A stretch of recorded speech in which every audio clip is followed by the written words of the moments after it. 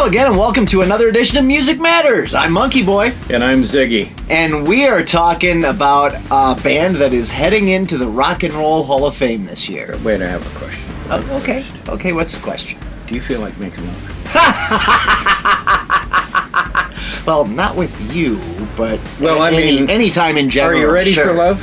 I am ready for love, yes. Ooh, baby, are you ready for love? I am ready for love. Oh, I'll take a drink of that holy water. Wish on a shooting star? Yeah. Kind of shooting star. Yeah. We are going to be talking about Bad Company. Yes!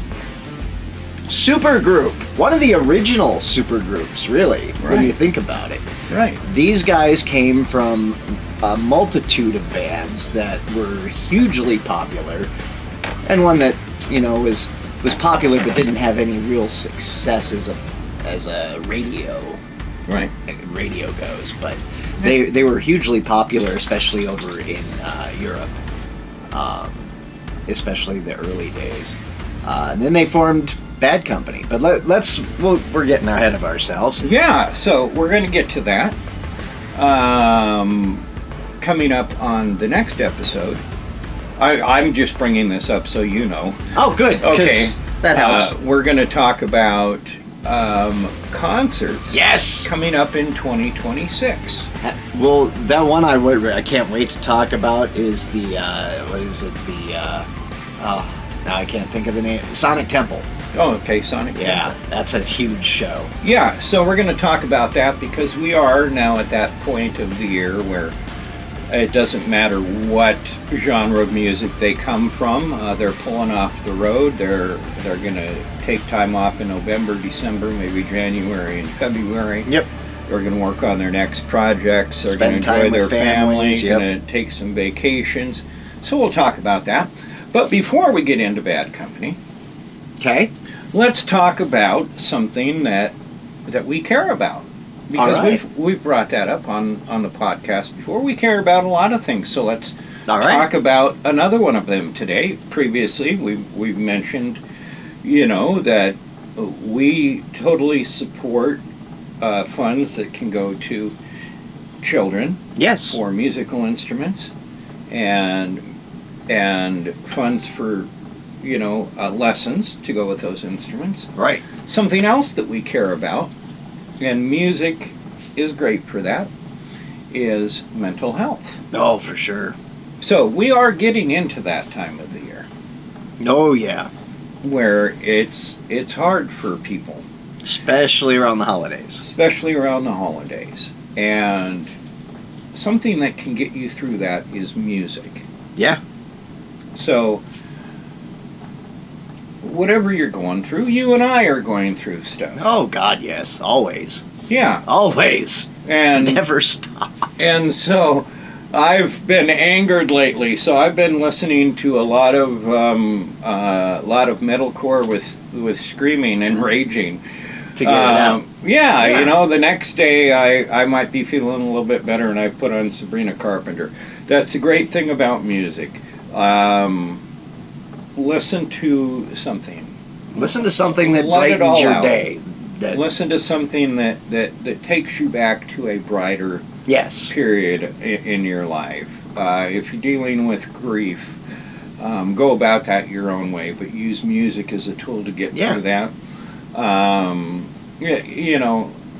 Love what you love. I have a lot of songs that would surprise people that get me through things. Me too. They're very personal songs to me. Yep. I don't mind revealing, all of them, but I just kind of keep them close to the vest. And I know when I'm having a struggle that day with whatever, hey, I'm going to just go listen to 15 minutes of music. And that's what I recommend. If you wake up in the morning and you're having a bad day, go listen to 15 minutes of your favorite music. Yep. Put you in a better headspace. Struggling at night, before you go to bed. I'm one of those that has the rushing thoughts late at night. Mm-hmm. So maybe find something a little bit more low-key. But therapists, psychiatrists understand the importance of music. For sure. And working through life. So that mental health is something that we care great about. Yeah. And We hope you're not struggling, but if you are, try to find something that makes you happy. A little bit of music can always help. That's right. Yeah. That's right. So, Bad Company. Bad Company! Bad Company is the only band that I'm aware of that was signed to Led Zeppelin's Swan Song record label. Yes, they were. And, this is the 1970s. Led Zeppelin is the biggest king. Yep. thing in the world. For sure. Yeah, they were on top of the world. I mean, touring everywhere. Led Zeppelin and Elvis, I think, in the 70s. Yeah, those two. Yep, I agree. And, Robert Plant was aware of Paul Rogers from his Free band. Yep, Free. And Paul puts together Free with, Simon Kirk's in there. Yep. Who was also in Bad Company. Well, of course, Simon Kirk, yeah. For those that aren't, familiar with the name. Oh, I thought you were telling me. No. Oh, okay. No. I know you know. Well, yeah. Yeah. So, Free was a great band. Yeah. They really, they were just on the precipice of becoming huge, but they had internal issues with drugs and just some people not being reliable enough. I think, it was... It exploded. Yeah. It exploded, whether the members were ready or not, it exploded. They were, opening acts for some very big bands at the time. All Right Now hit, and they... the first album just is huge. Yeah. The second album doesn't do the numbers, it doesn't click with the audience. Paul Kossoff, who was the guitar player, just went to Paul Rogers, and they were deeply affected by the lack of success of the other one. Yeah. Disenchanted, and he was just like, I'm done. Yeah. He also had a drug problem, if I remember right. He he was mentally just having issues as well, from what I've heard. He went off the deep end on drugs, and I don't know that they could always count on him, but 2 albums and they were done. Yep, they were done. And Kossoff dies in the 70s. Yeah. Of a drug overdose. Was it 74? I think. Yeah, it was Something 74. Like that. Yeah. And Paul Rogers had a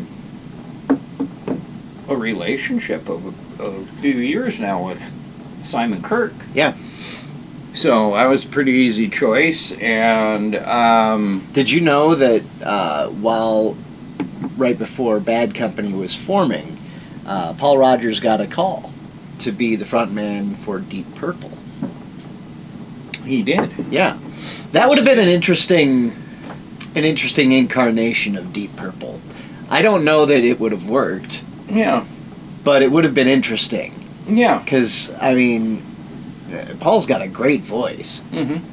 And, I mean, they were just a little, I think, too heavy, Deep Purple, back in the 70s. Whereas he was more of a rock, and Deep Purple was more of a metal. I guess. If you're looking at terms I think whatnot. Paul Rogers has always been a blues guy. Yes, very much a blues guy. And so, could he have sang that stuff? Yes. Yeah. But I don't think it would have gelled. It wouldn't have had the feeling. No. Because he's much more... Yeah. I mean, blues is his thing. Like, you can just look at any Bad Company and see the influence of blues everywhere in that. I mean, That just so Free ends up breaking up, and Mick Ralphs from Mott the Hoople. He had departed Mott the Hoople. Yep. And they just kind of hung out. Yeah. Thought, let's write some songs. Paul had already wanted to form Bad Company. Yep. They wrote a bunch of songs together. They clicked. It worked. They found Boz Burrell. Simon Kirke was on board. Bad Company was born. Yeah. And, of course, their first 3 albums had huge success. Bad Company was their first one in 1974. That album, I mean, you talk about a debut album. That was pretty good. It was good, and they went on that first tour. Their first tour, they were an opening act. Oh, of course. By the end of that year, they are a headlining act. Yeah. That's how massive that debut album was. I mean, they could do no wrong. Like when that album came out, it was just huge. Well, I think that there was an expectation. Maybe they again. This is really important to the Bad Company story. They were managed by Peter Grant, who was managing Led Zeppelin and band? Yeah. That little band that, yeah. Excuse me. And Peter Grant is someone that, if you want to just really find an interesting individual, Peter Grant was that guy. There is the legendary Led Zeppelin concert documentary out there, and you get to see Peter Grant at work. He was a tall guy. He was a large guy. He was a manager, tour manager, road manager. He dotted the I's, he crossed the T's. You did not cross Peter Grant. Yeah. Peter Grant would find ways to destroy your life. Yes. He would. If he ordered backline for 3 days from now at a venue and he shows up and it's not there, he would find any way to put that company that was supposed to supply that out of business. He didn't mess around. He wasn't a mob guy or anything. Right. But he knew how to pull some strings. Anyone of the time would tell you, when Peter Grant walked into the room, you felt the presence. He had an intimidating look. Everyone, even some of the biggest stars at the time, were intimidated of Peter Grant. You didn't mess with him. He was really serious. Yeah. And he was a huge supporter. He was the catalyst for Bad Company getting formed. Right. Yeah. And launching their career. Led Zeppelin, again, is big and huge at the time. This is,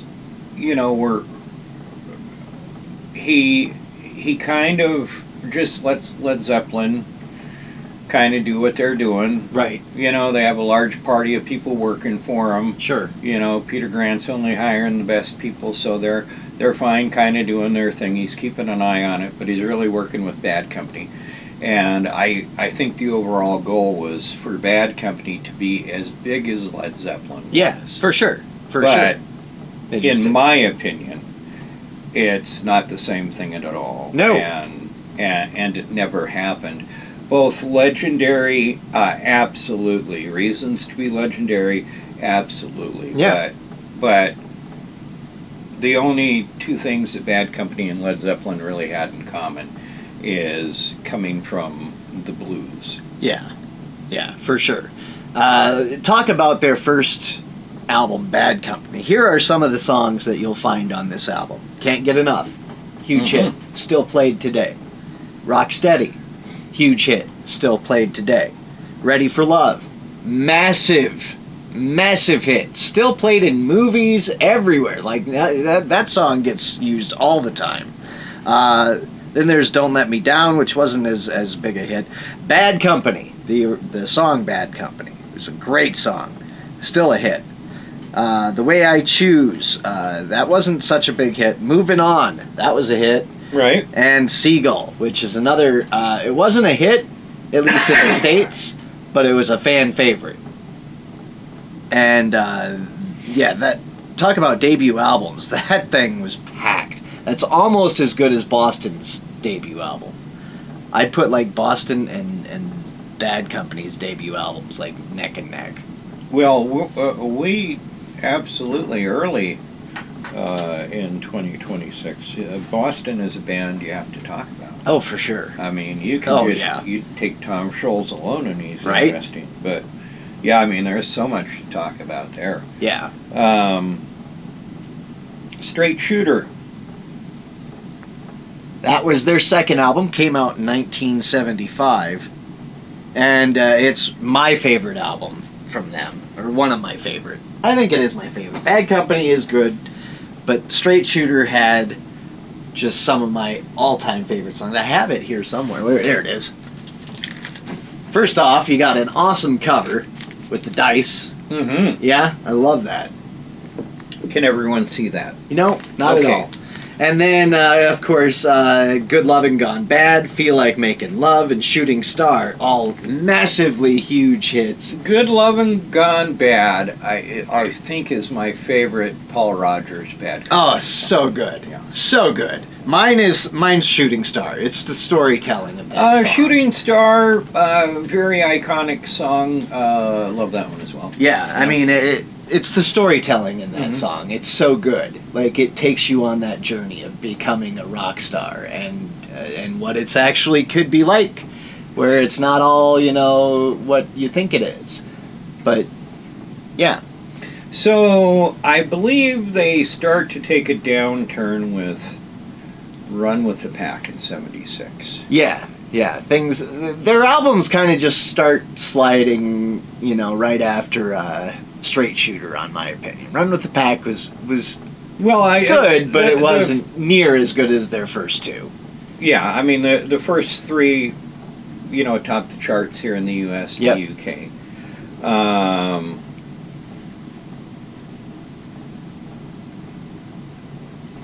20 million albums in the U.S., 40 million worldwide, by the way. That is insane. Yeah, I don't think that their label was happy with Run with the Pack. I don't think so either. And so it wasn't a great album for them. They're kind of feeling burnout and whatever. And the first album, by the way, was recorded in a castle. Was it? Mm-hmm. Oh, that's awesome. Yeah, and then they're just kind of going to places. They're recording in places that I think weren't really inspiring them or whatever. It could be. I don't know. Not really sure what the reason is that album. I mean, it didn't have really much of any hits on it that I can see, that I know of. Yeah. No. Is Simple Man a cover of Lynyrd Skynyrd's Simple Man? I don't believe so. I don't know. I'm looking to see if is there not even a top 10 on there? I don't think there is. I haven't looked at that. I haven't looked at that album in a while. It's been a long time too, yeah, and I don't think there's anything off of it that was a hit that I can see. But they came back with a vengeance after that with Burning Sky. Burning Sky. The sky is burning. Well, that fared the poorest of their first four records. It only reached number 15 here in the States. True. Number 17 in the UK. True, but at least it had that tune on there. Then Desolation Angels in 79. Let's see now. I think that one had, Rock and Roll Fantasy, which was a big hit. But that was it, really. Well, it peaked at number 3 in the States. Yeah, it did. It did well. But there was something funky about that because they were adding synthesizers and strings. Right. Yeah. Rock and Roll Fantasy and Gone, Gone, Gone were the singles. Yeah. Yeah. That's a good song, too. Yeah. But other than that, yeah, the rest of the album was kind of lackluster. And honestly, anything after those albums, I don't remember anything. Like, I don't remember Rough Diamonds. Well, by the end of the 1970s, they had been out playing stadiums. They had been an opener, they had been a headliner. It got old, it got tired. Yeah. Peter Grant had lost interest in the group and management, and because... You could tell they were just all burnt out. Well, something happened in 1980. Yeah. John Lennon is killed. Yeah. And Led Zeppelin drummer John Bonham dies. Yeah. And so Peter Grant just loses interest. And so the group, Bad Company fell apart. Paul Rodgers didn't have any inspiring, he wasn't inspired at all. He just wanted to leave, and they decided, let's go on without him. Right. So we're talking about Bad Company today because they're going to go into the Rock and Roll Hall of Fame, which we'll kind of review at the end of this. But in a documentary that I watched on them, they skip a period of time in their career, and this period of time in their career will not be acknowledged at the Rock Hall. No. When they go in. But,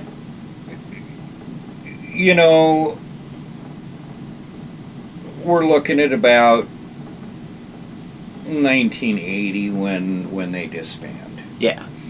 And some years go by. There's inactivity. Paul Rodgers is in the band with Jimmy Page. The Firm. Yeah, he went and he was a little reluctant to do that at first. Jimmy Page, again, who was obviously in deep mourning still. Yeah.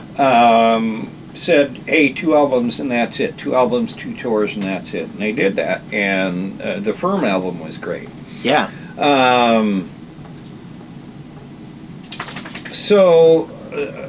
The business side of Bad Company starts hearing about infringements on the trademark to the name Bad Company.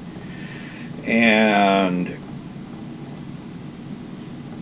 so Mick Ralphs and Simon Kirke and Boz Burrell decide, well, we're going to go out as Bad Company. They find this guy Brian Howe. Yep. They had another singer later on. Who was that? Hart. Something Hart. But yeah, they get Brian Howe. They record a few albums. They had a couple of big hits with Brian Howe. I enjoy this era of Bad Company. Holy Water's a great tune. When You Needed Someone. Yeah, that was Here Comes Trouble. That whole album was great. Here Comes Trouble. It was a departure for the band. Yeah, it wasn't. It really didn't sound like Bad Company. No. It was still good music. It was. How about that? I mean, I like that. Yeah, how about song. that? That's a great tune. I think they started working with Terry Brown, who was a big producer in the 90s. The production end of things sounded great on those albums. The production is great. It was very polished. Yeah. But then,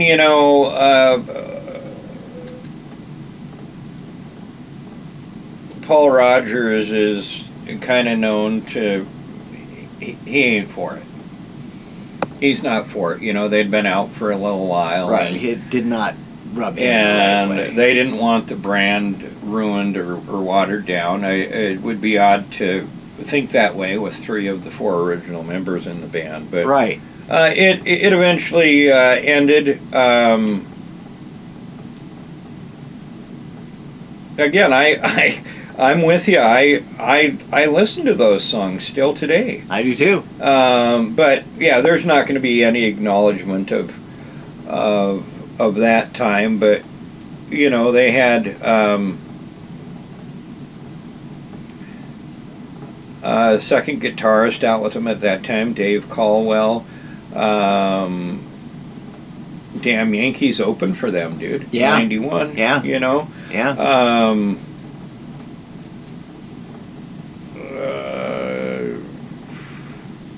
They end up having to get another bass player because, you know, Burrell had drug issues. And yeah.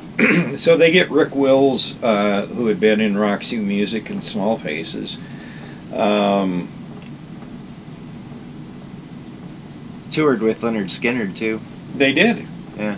Howe left the band in 94. So, you know, you're looking at, 86 to 94, I guess. Yeah. That version was together, and then Paul comes back, and well, actually, no, there was the Robert Hart era. I don't believe they had any hits with Robert Hart.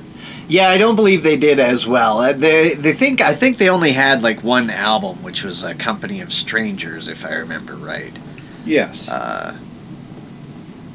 But yeah, they did not have much success with that album. They did a subsequent tour, and then that was pretty much it with him. They decided, from what I hear, the band was playing real sloppy. Nothing was clicking. Everything was kind of going wrong. Mid-90s, Mick Ralphs, it really starts to have some health issues. Yeah. So he sat out that tour. Yeah, he also did that during the Brian Howe era, though. You know, he sat out. Yeah. Sat out some tour dates. Yeah, things just weren't going quite right with Bad Company at that time. They did a compilation, the original Bad Company anthology in '99. That was the next thing they did. Yep, and that was the return of Paul Rodgers. Mm-hmm. He came back into the band. They did a biography. The reunion was short-lived, though. It did produce a top 20 ARO hit with Hey Hey. The second new song, Hammer of Love, peaked at number 23. The new tracks appeared on the compilation The Original Bad Company Anthology, which was released in March of '99, charted at number 189. So it wasn't a huge success. Really barely even knew about it.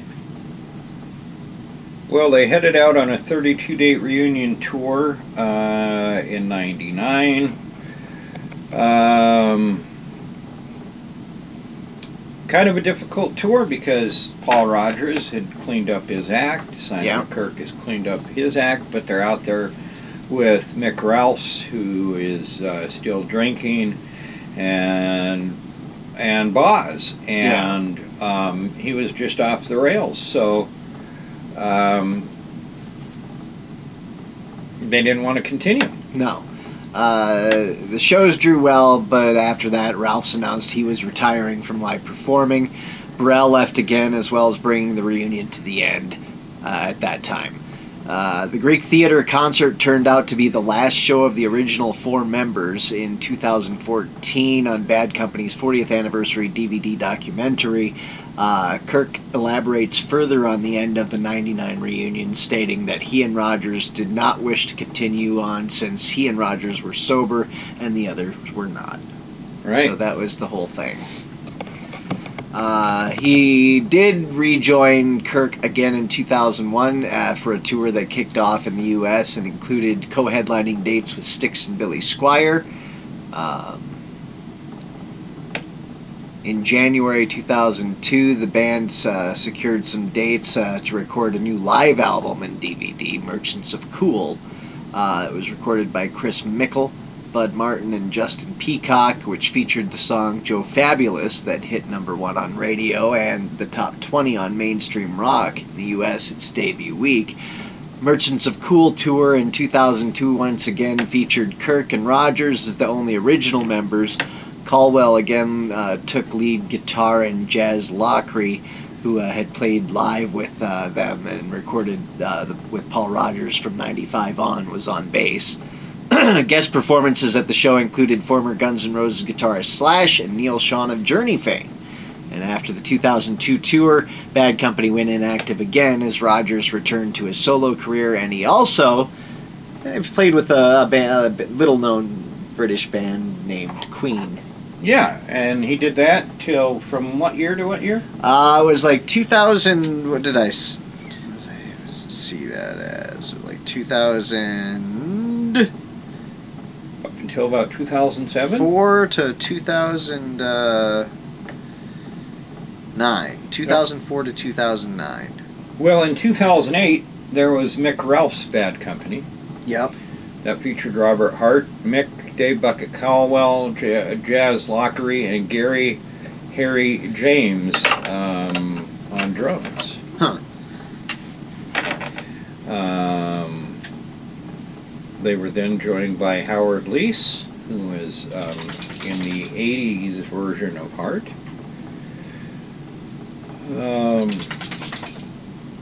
2010, they do some shows in the UK. Mick Ralph's had to sit out those dates to get hip replacement surgery.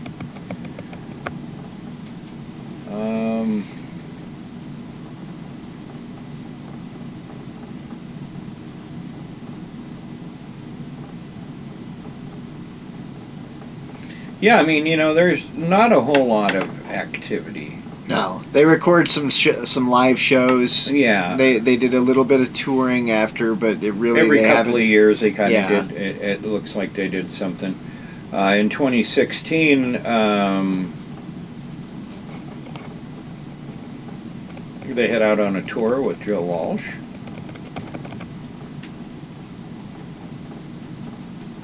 Rich Robinson of the Black Crowes was on guitar for that tour.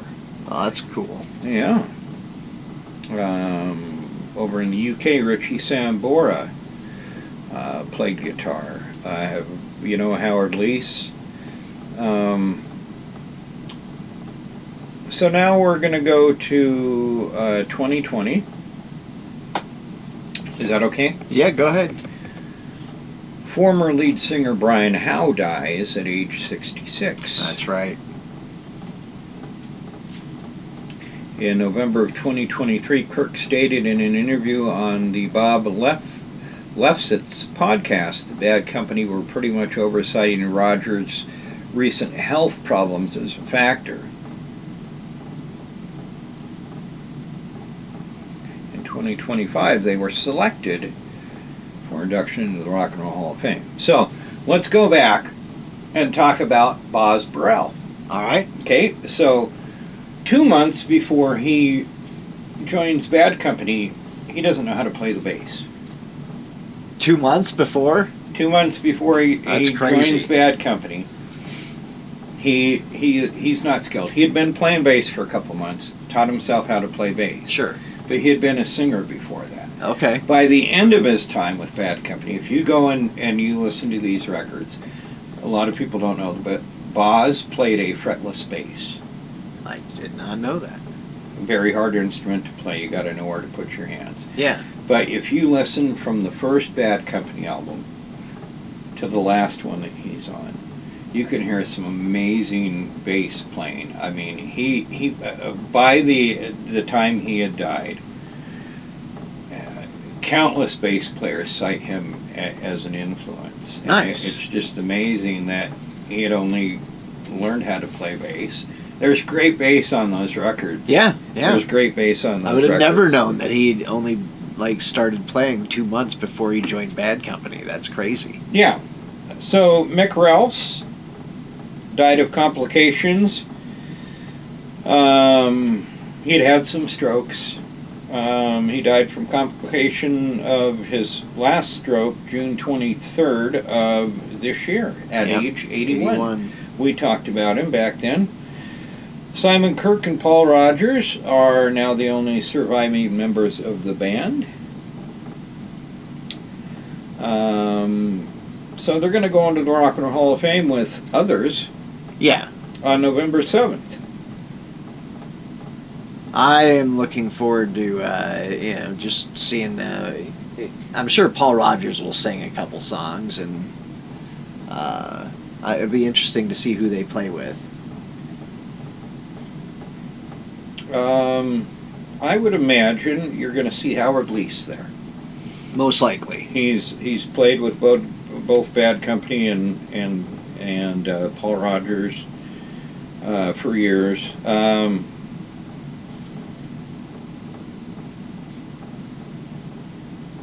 They're going to do two songs. I think we can pretty much guess what they are. I don't see anything here.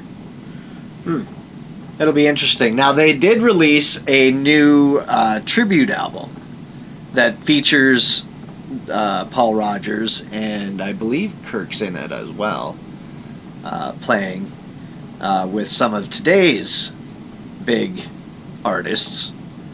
Hardy's on there, Hailstorm, Slash and Miles Kennedy, Blackberry Smoke, The Struts, Charlie Crockett, Dirty Honey, Blackstone Cherry, Def Leppard, and The Pretty Reckless are all part of it. The Bad Company are also on each track. So that'll be interesting. Mm-hmm. I've heard a couple of the tracks. I really like the Hailstorm. The Slash and Miles Kennedy one is great. Struts one is awesome. Def Leppard, the Seagull, they did, and that excellent stuff. So if you have time, make sure to check out Can't Get It Enough, the Tribute to Bad Company album. It's out right now. That'll get you ready for their induction into the Rock and Roll Hall of Fame. Yeah, so I don't know if you're going to see Bad Company go on tour. I kind of doubt it. Paul Rogers' health, he's had a series of strokes, unfortunately. Yeah. He's fine, but with the stroke thing... Yeah, you can't, you don't want to overexert yourself or... I mean, it can... The big one can come. Yeah. So yeah. I think he's just wanting to take the downtime, and quite frankly, with so many of these groups, we've said it before, what else do you have to prove? Right. They've proven everything. If you missed out and didn't get to see them live, there are plenty of live albums and video to go check out and relive. You know what somebody should do, though, is create like an AI, somewhat like virtual reality, where you can put yourself into a concert that was back in 1974, 5, and see Bad Company opening up for like Led Zeppelin. That would be amazing. Okay. All right. That's just my thoughts. I don't know. Very worth, again, and we talked about this. We did an episode early on in our season about who was going to be going in. Yeah. And very surprised at how long it's taken Bad Company to get in the Rock Hall, and it makes no sense. None. And here we have another case of, if they'd been put in 15 years ago, Boz Burrell could have been there, and Mick Ralphs could have been there. Yeah, for sure. Soundgarden's going in there. Yeah, without Chris Cornell. Chris Cornell has passed on. Yeah. They could have gone in maybe 10 years ago. Yeah, I think. I mean, it's just sad that they put so many people in posthumously. Yeah. When they could have been put in earlier. Yep, I agree. But very deserving. All of the members of Bad Company. I mean, Simon Kirk. He's a different kind of drummer. Yeah. He's not real flashy. He's like a Ringo Starr guy. Yeah. Phil Rudd from AC/DC, where you're just holding just down steady. the beat. Just steady. Yeah. A great drummer. Yeah. Again, Boz Burrell was a great bass player. Mick Ralphs, I mean, his guitar work with Mott the Hoople. Yeah. With Bad Company is amazing. Yeah. He's awesome. He's a guitar hero to a lot of people. For I think sure. He's underrated in a lot of regards. For sure. Just because of how many guitars you could put before him. Right. Cyndi Lauper's going in, right? I do believe, yeah. I don't remember all of the ones. Soundgarden, Cyndi Lauper, Bad Company, Outkast. Yeah, it's a decent class this year. I'm looking it up. I'm just struggling. Because Outkast is going in. That's one that we talked about in that other episode where we were like, okay, yeah, you deserve to go in a hall, but yeah. They have to get her on. But they're not rock. No, they're not rock. No, they aren't. But that rant is for another day. Is it really? I don't know. Oh, I don't know. It seems like a good time. I mean, it's true. So we've got Bad Company. Yep.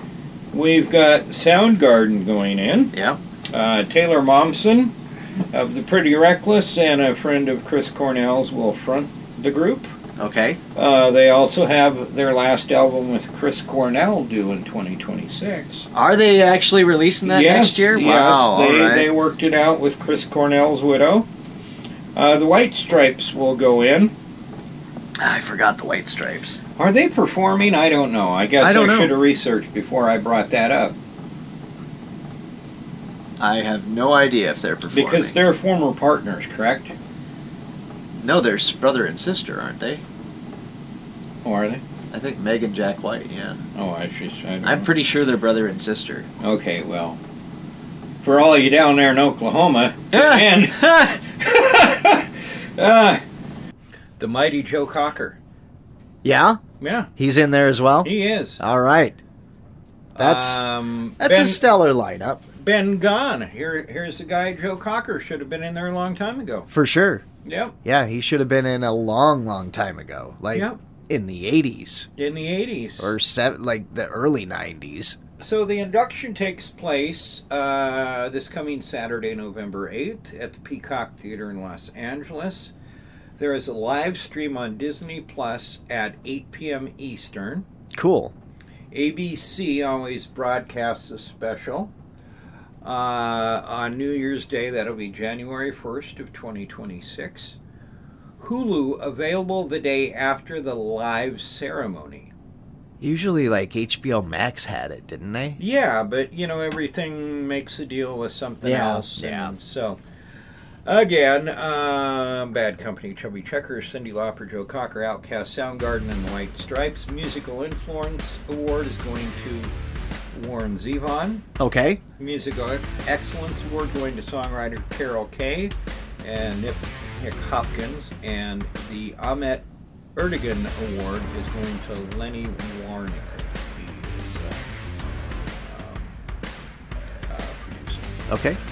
All right. So you can look forward to that. Yeah, I can't wait. I always like watching the induction into the Rock and Roll Hall of Fame and the performances as well. Well, the performances, because you just don't know what you're going to get. Right. And you tune in because they don't tell you everything. And so you get to see great surprises. Like, for instance, Prince just shows up and does a shredding guitar solo. Yeah, I mean, that won't happen this year. And but it becomes the best guitar solo of all time. So yeah, you tune in. But you never know what's going to happen, that's for sure. Yeah. Well, we'll join you next time to talk about concerts coming up. Yeah. In all genres in 2026. There are some massive festivals that we're going to talk about and some massive tours. A lot of big artists out this coming year, and I'm looking forward to it. Yeah. Well, hopefully you'll be able to hit one or two of them.